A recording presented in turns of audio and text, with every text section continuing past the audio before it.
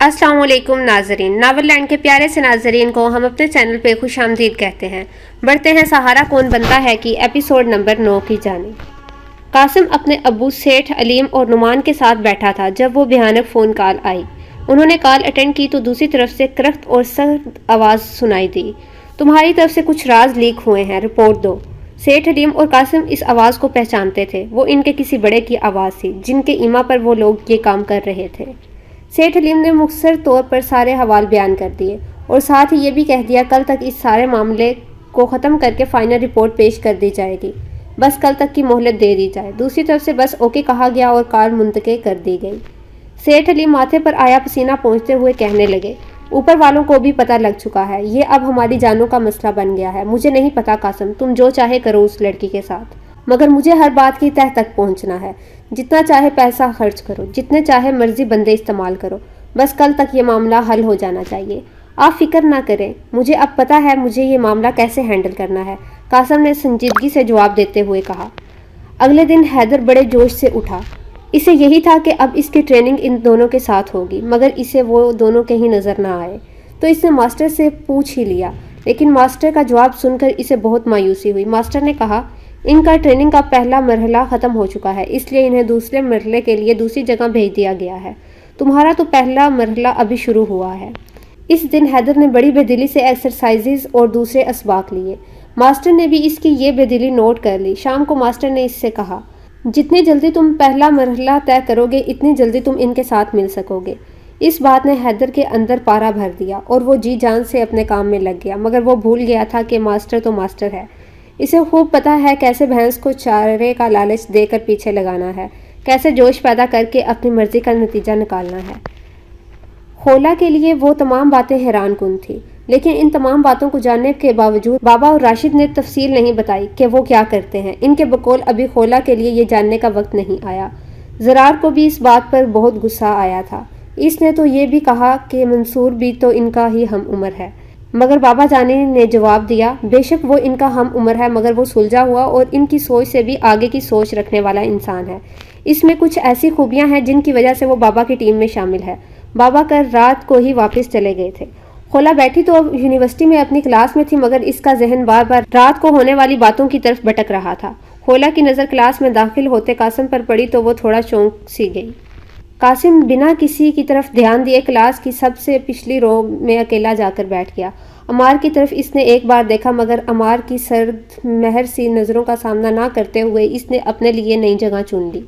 सारा दिन लेक्चर्स होते रहे, मगर कासिम, जिसे हर बात में टांग अड़ाने की आदत थी, खिलाफे मामूल हर लेक्चर में चुप रहा। आखिरी पीरियड के बाद खोला यूनी की पार्किंग में आई। इसकी कार यूनी से बाहर निकलकर कुछ फासले तक ही चली होगी कि इसे रोड के किनारे खड़ा कासिम दिखाई दिया, जो हाथ उठाकर इसे रुकने का इशारा कर रहा था। पहले तो खोला ने नज़रअंदाज करके गुजरना चाहा, मगर फिर खुद पर बेपनाह एतमाद और कासिम के डेटा के मुतल्लिक तजस्सुस के शायद इससे कुछ पता चल जाए कैसा डेटा था, क्योंकि बाबा ने इसके मुतल्लिक इसे कुछ भी नहीं बताया था। इन दो बातों के ज़ेरे असर इसके पाँव ब्रेक पर जा पड़े। अगर इसने कोई हरकत करने की कोशिश की तो इसका अंजाम बहुत बुरा होगा, खोला ने दिल ही दिल में खुद से कहा। जैसे ही कार कासिम के पास जाकर रुकी, खोला ने शीशा नीचे किया और सवालिया नज़रों से कासिम की तरफ देखा। कासिम धीमे और बुझे हुए लहजे में बोला, अगर आप बुरा ना मनाए तो क्या 5 मिनट बात हो सकती है आपसे? खोला थोड़ा हैरान हुई, क्योंकि इसे लगा था कि कासिम इससे तंदो तेज़ लहजे में बात करेगा। कहें तो मैं आपकी गाड़ी में आ जाता हूँ, या आप मेरी गाड़ी में आ जाएं, या यहीं बाहर खड़े होकर बात कर लेते हैं। कासिम का लहजा हनूज धीमा था। खोला ने एक पल के लिए सोचा, फिर इसे खड़े होकर बात सुनना मुनासिब लगा। अगर हाथ पांव चलाने का मौका आया तो बाहर वो खुल कर चला सकेगी। यही सोचकर इसने दरवाज़ा खोला और खामोशी से बाहर आ गई। बोलो, खोला ने कासिम की तरफ रुख करते हुए कहा। वो चुकन्नी होकर खड़ी हो गई। देखें, जो कुछ भी आपके हाथ लगा है वो आपके किसी काम का नहीं, ना ही आप इसे। कासिम ने इतना ही कहा था कि खोला को इसकी आंखों में एक चमक सी उभरती हुई महसूस हुई। खोला बेइख्तियार एक्शन के लिए तैयार हुई। इससे पहले खोला इस चमक को समझ पाती, वो कुछ कर पाती, एक शदीद दर्द की लहर इसे अपने सर के पिछली तरफ महसूस हुई, जैसे किसी ने बड़े ज़ोर से किसी सख्त चीज़ का वार किया हो। खोला ने फ़ौरन मुड़कर देखना चाहा, मगर इससे पहले ही एक और ज़ोर की ज़रब इसके सर पर पड़ी। वो बेइख्तियार लहरा कर ज़मीन पर गिरने लगी। कासिम के चेहरे पर जहरीली मुस्कुराहट और पीछे खड़े 2 गार्ड्स जिनके हाथों में डंडे थे, ये 2 आखिरी चीज़ें थीं जो बेहोश होने से पहले खोला की आंखों ने देखी। ذہن میں کہیں دور ایک آخری سوچ ابھری کہ وہ بری طرح پھنس چکی ہے۔ اس کے بعد خولا کو کوئی ہوش نہ رہا۔ بے پناہ خود اعتمادی اور تجسس کے ہاتھوں وہ بابا کے دیے ہوئے 3 اسباق بھول گئی تھی۔ کبھی دشمن کو کمزور مت سمجھنا، چوٹ کھائے دشمن سے حد درجہ محتاط رہو، کیونکہ وہ زخمی شیر کی طرح ہوتا ہے۔ جنگ میں پہلی فتح پر خوش گمانی اور حد سے زیادہ خود اعتمادی سے بچو۔ دشمن پر فتح پانی ہو تو دشمن کی جگہ پر خود کو رکھ کر سوچو کہ اگر تم ہوتے تو تم خود کے خلاف کیا کرتے۔ حیدر کو ماسٹر کا لیکچر سنتے ہوئے آدھا گھنٹہ ہو چکا تھا۔ اسے انسان نما پنچنگ بیگ پر ہٹنگ کرتے 15 منٹ ہو گئے تھے، لیکن ان 15 منٹوں میں حیدر پسینے میں شرابور ہو چکا تھا۔ فائٹ میں یہ نہیں دیکھا جاتا کہ آپ کس قدر طاقتور ہیں، بلکہ یہ دیکھا جاتا ہے کہ آپ نے کتنی کم طاقت میں دشمن کو زیر کر لیا ہے۔ وہی اصل مارشل آرٹس ہوتا ہے جو کم سے کم وار میں زیادہ سے زیادہ نقصان پہنچا سکے۔ ماسٹر کا لیکچر ساتھ ساتھ جاری تھا۔ ماسٹر ایک پوسٹر کے پاس رکے جس پر انسانی جسم کا ڈھانچہ اور لیبل رگوں کو دکھایا گیا تھا۔ یہ گردن کا ایک حصہ ہے جسے لیرینکس کہا جاتا ہے۔ یہاں اگر ایک درمیانی شدت کا وار کیا جائے تو اس سے 3 نتائج ملتے ہیں۔ نمبر 1، شکار کو سانس لینے میں بہت مشکل ہو جاتی ہے۔ نمبر 2، شکار کو بولنے میں انتہائی دقت کا سامنا کرنا پڑتا ہے۔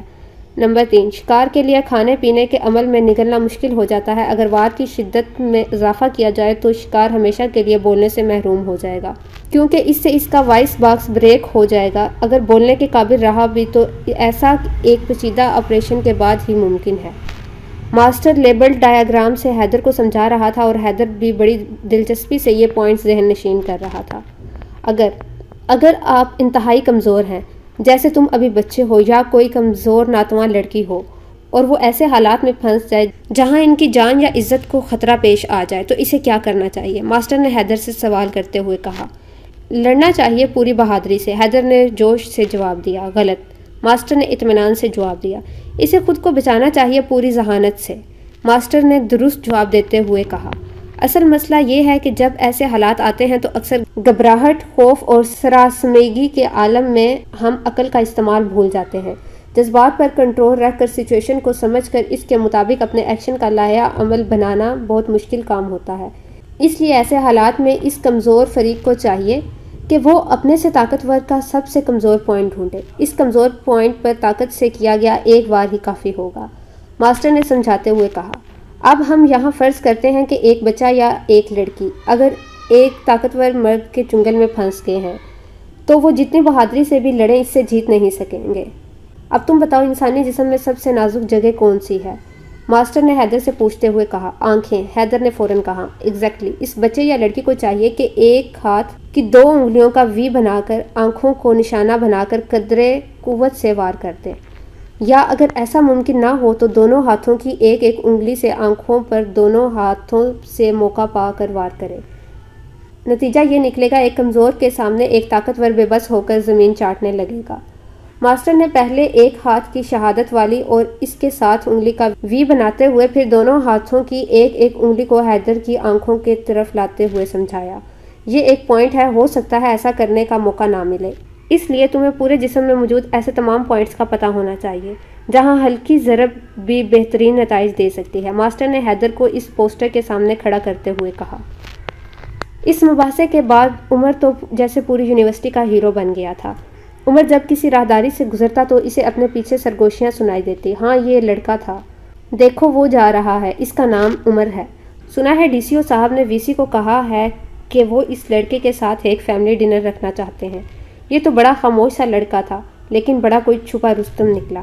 اس طرح کے نہ جانے کتنے ریمارکس عمر کے کانوں میں پڑ چکے تھے، مگر شروع میں تو عمر کو خوشی ہوئی، پھر الجھن سی ہونے لگی۔ اس نے ایمانداری سے اپنا تجزیہ کیا تو اس کو اعتراف کرنا پڑا کہ جو کچھ اس کے منہ سے نکلا خود بخود بے اختیار نکلتا چلا گیا۔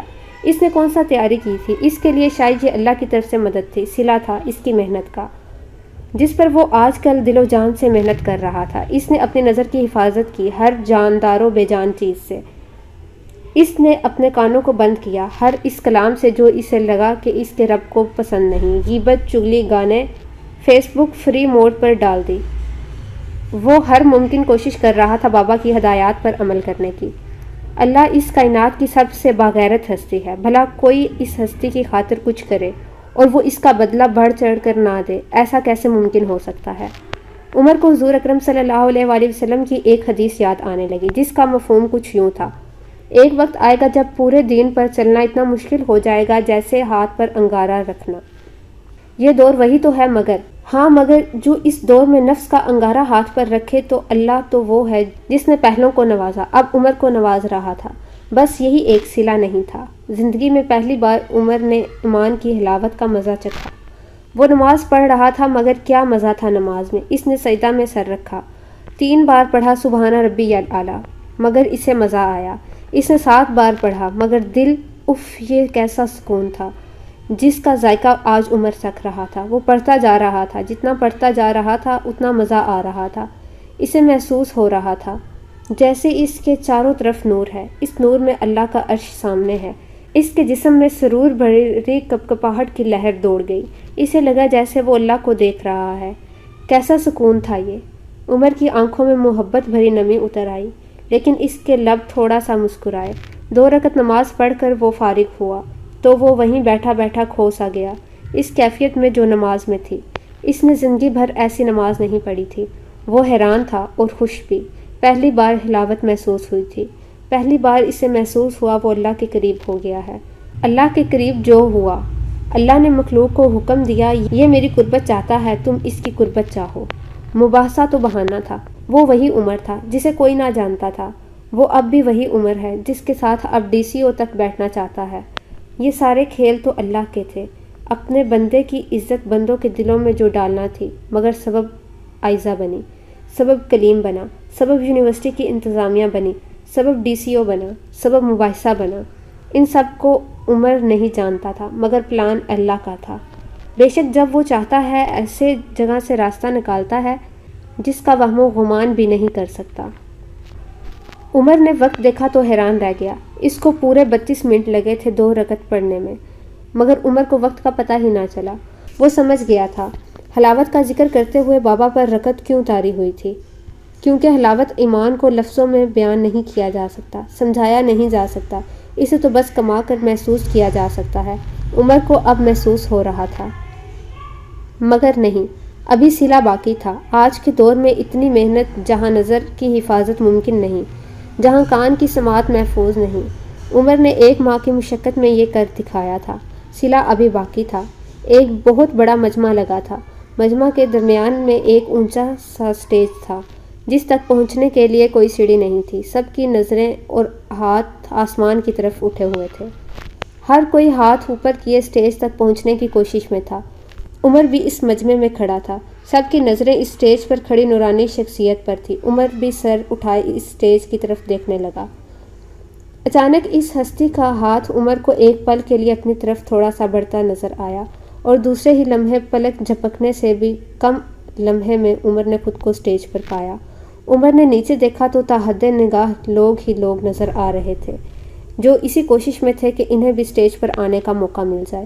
عمر نے سامنے کھڑی نورانی شخصیت کو دیکھا، انہوں نے پیچھے جانے کا اشارہ کیا۔ عمر پیچھے چلا تو دیکھا سٹیج پر ایک راستہ تھا جو نہ جانے کہاں جا رہا تھا۔ اس راستے کے سرے پر ایک اور نورانی چہرے والا شخص کھڑا تھا۔ اس شخص نے عمر کو اس راستے پر چلنے کا اشارہ کیا تو عمر اس راستے پر ہو لیا۔ اچانک عمر کی آنکھ کھلی تو اس نے خود کو بستر پر پایا۔ ایک لمحے کے لیے تو وہ جیسے سکتے میں آ گیا ہو اور خواب کے بارے میں سوچنے لگا، پھر ہڑبڑا کر اٹھا۔ تہجد کا وقت تھا۔ اس نے جلدی سے وضو کیا اور بجائے نماز پڑھتا سیدھا سجدے میں جا گرا۔ وہ بلک بلک کر تڑپ تڑپ کر رونے لگا، آنکھوں سے پانی بہنے لگا۔ اس کو حضور کریم صلی اللہ علیہ وآلہ وسلم کی زیارت نصیب ہوئی تھی، اور راستے کے سرے پر کھڑے شخص حضرت بلال حبشی تھے۔ یا اللہ، میں تو اتنا گناہ گار تھا، تو نے مجھے یہ سعادت بخشی۔ کہاں وہ عام سا بندہ، کہاں اتنی بڑی سعادت۔ جتنا وہ یہ سوچتا اتنا اس کا رونا بڑھتا جا رہا تھا۔ روتے روتے اس کی ہچکی بند گئی، شدت جذبات سے اس کی زبان خاموش ہو گئی۔ اس کے پاس الفاظ ختم ہو چکے تھے، مگر اس کے آنسو اور اس کے جسم کا رواں رواں کانپ رہا تھا۔ اسے لگا سجدے میں کافی نہیں۔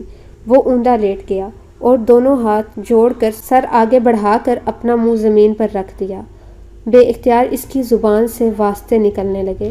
یا اللہ، تجھے تیری عظیم رحمت کا واسطہ، یا اللہ تجھے تیری کبریائی کا واسطہ، یا اللہ تجھے تیرے حبیب صلی اللہ علیہ وآلہ وسلم کا واسطہ، یا اللہ مجھے نہیں پتہ میں کس چیز کا واسطہ دوں، مگر اتنا کہوں گا اے پروردگار، اے ارحم الراحمین، جو دولت مجھے دی ہے وہ کبھی مت چھیننا مجھ سے۔ یا اللہ بے شک ساری زندگی میری کوئی دعا قبول نہ کرنا، آج بس ایک دعا قبول کر لے، قیامت کے دن مجھے اپنے اور اپنے حبیب صلی اللہ علیہ وآلہ وسلم کے آگے شرمندہ مت ہونے دینا، مجھے اب خود سے دور مت کرنا۔ یا اللہ جانے انجانے میں مجھ سے کوئی گناہ ہو جائے تو معاف کر دینا، بس مجھ سے خود سے دور مت کرنا۔ شدت جذبات سے عمر کا گلا رند گیا، الفاظ نکلنا بند ہو گئے، مگر اس کا رو رو تڑپ کر یہی فریاد کرتا رہا، اور وہ ہاتھ باندھے اوندے منہ زمین پر لیٹا رہا۔ اس نے تو بس دنیاوی آنکھ بند کی تھی، دنیاوی کان بند کیے تھے، دنیاوی زبان کو تالا لگایا تھا، مگر اللہ نے اس کی روح کو یہ سب کچھ عطا کر دیا تھا۔ جو کام جتنا مشکل ہو اس کا صلہ بھی اتنا ہی عظیم ہوا کرتا ہے۔ اس نے پرفتن دور میں نفس کو وہ لگام ڈالی تھی جو دوسروں کے نزدیک ناممکن تھی، مگر اب وہ حلاوت ایمان چکھ رہا تھا، اس صبر کا انتہائی لذیذ و شیریں پھل چکھ رہا تھا۔ وَقُلْ لِلْمُؤْمِنَاتِ يَغْضُضْنَ مِنْ أَبْصَارِهِنَّ وَيَحْفَظْنَ فُرُوجَهُنَّ وَلَا يُبْدِينَ زِینَتَهُنَّ سورہ نور۔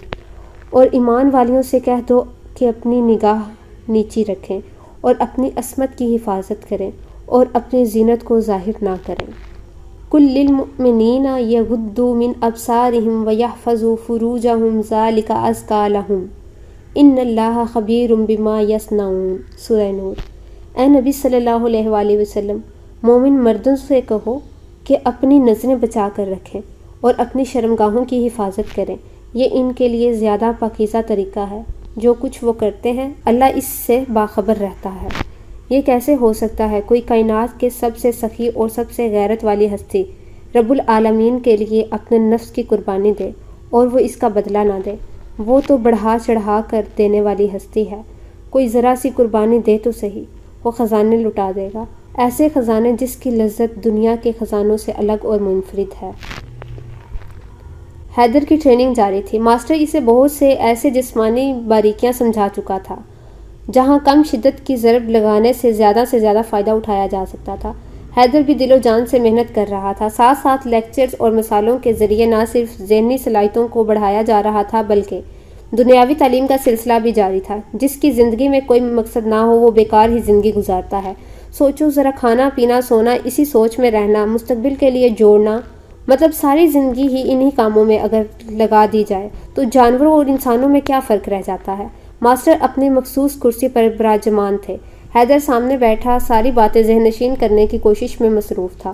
جانور بھی کھاتے ہیں، پیتے ہیں، بچے پالتے ہیں اور اسی روٹین میں مر جاتے ہیں۔ آج کل 70% انسان بھی ایسے ہیں جو جانوروں کی طرح زندگی گزارتے ہیں اور مر جاتے ہیں۔ ماسٹر نہ جانے کیا ذہن نشین کروانے کی کوشش کر رہا تھا۔ دیکھو، ماسٹر سیدھا ہوتے ہوئے کہنے لگا، 3 قسم کے جانور ہوتے ہیں۔ نمبر 1 چارہ خور، نمبر 2 درندے، نمبر 3 موذی۔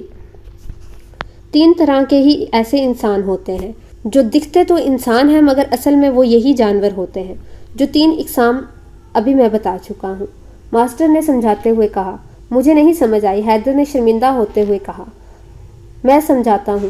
پہلی قسم کے جانوروں کو دیکھو، وہ چارہ اور اناج کھاتے ہیں، جس قسم کا بھی دے دیا جائے ان کو مطلب صرف اپنے پیٹ بھرنے سے ہوتا ہے۔ اس طرح کے کچھ انسان ہوتے ہیں جن کا مقصد صرف اپنا پیٹ بھرنا ہوتا ہے، چاہے حلال ہو یا حرام۔ وہ کہتے ہیں بس ملتا جائے، مال و دولت بڑھتی جائے، ان میں دوسروں کا احساس نہیں ہوتا۔ ان انسانوں اور چارہ خور جانوروں میں کوئی فرق نہیں ہوتا۔ اب آ جاؤ نمبر 2 درندے۔ یہ ایسے جانور ہوتے ہیں جو اپنا پیٹ بھرنے کی خاطر دوسروں کو مار دیتے ہیں۔ اسی طرح انسان نما جانور ہوتے ہیں جو اپنے فائدے کے لیے دوسروں کا حق مارتے ہیں۔ دوسروں کا نقصان ہوتا ہے ہو جائے مگر اپنا فائدہ ہو جائے۔ آج کل ایسے جانور نما انسانوں کی بہتات ہے۔ نمبر 3 موذی جانور۔